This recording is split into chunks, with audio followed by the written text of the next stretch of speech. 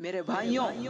امت مسلمہ کی نوجوان عورتوں میں دن بدن بے پردگی عام ہوتی جا رہی ہے۔ مجھے حیرت ہوتی ہے، میری سمجھ میں یہ بات بالکل نہیں آتی، کیوں لڑکیاں اس بات کو نہیں سمجھتی جو ان کا حسن اور جسم ہے ان کے بننے والے شوہر کی امانت ہے۔ وہ ہر ایک کے لیے پبلک پراپرٹی نہیں ہے۔ ہر ایک اس کو دیکھیں، ہر ایک اس کو جملے کسیں اور ہر ایک اس کو تنہائی میں ملنے کی کوشش کریں، ہر ایک اس کے ساتھ وقت گزاریں۔ وہ نہایت ناسمجھ لڑکیاں ہیں جو خدا کی تخلیقی راز کو نہیں سمجھ سکی، اور وہ لڑکے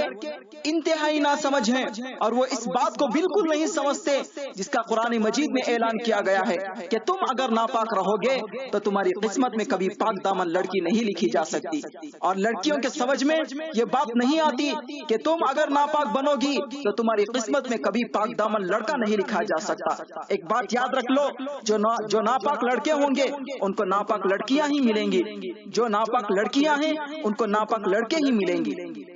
چنانچہ یہ جتنی پیار و محبت کے داستانوں کے بعد جو لوگ شادی کا رشتہ بنانا پسند کرتے ہیں، جس کو لو میرج کہتے ہیں، شاید ان میں سے 80-90% شادی ٹوٹ جاتی ہے، اس لیے کہ وہی لڑکا جو کل تک گرل فرینڈ بنایا ہوا تھا، وہ گرل فرینڈ کے بعد جو بیوی بنتی ہے نا، اب وہ لڑکا اس بات کو بالکل برداشت نہیں کرتا کہ کسی اور سے بات چیت کرے۔ اب وہ چاہتا ہے کہ ماشاءاللہ میری وفادار بیوی بن کر رہے۔ ارے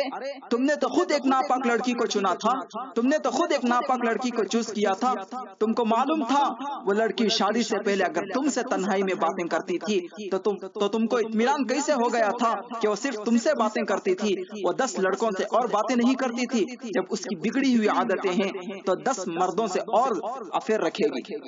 تو وہ شادی کے بعد صرف وہ تم سے قناعت نہیں کرے گی، وہ اپنے پچھلے اور نئے دوستوں کے ساتھ اپنے تعلقات کو برقرار رکھے گی، اور اس کی وجہ سے گھروں میں جھگڑے ہوں گے، فسادات ہوں گے۔ میرے بھائیوں، اسلام بڑا ہی خوبصورت مذہب ہے، اسلام بڑا دینی فطرت ہے، اسلام بہت ہی اچھا مذہب ہے۔ اس لیے میں کہتا ہوں اپنی نگاہوں کی حفاظت کرو، اپنے کانوں کی حفاظت کرو، اپنی نگاہوں کو کنٹرول میں کر لو، اپنے کان کو کنٹرول میں کر لو۔ جس نے اپنی آنکھ اور کان کو بچا لیا اس نے اپنے دل کو بچا لیا، اور جس نے اپنے دل کو بچا لیا اس نے اپنی زندگی کو غلط اعمال سے بچا لیا، اس نے اپنے آپ کو گناہوں سے بچا لیا، اس نے اپنی زندگی کو برباد ہونے سے بچا لیا، اس نے اپنی سیرت و صورت کو داغدار ہونے سے بچا لیا۔ ان السمع والبصر والفؤاد کل اولئک کان عنہ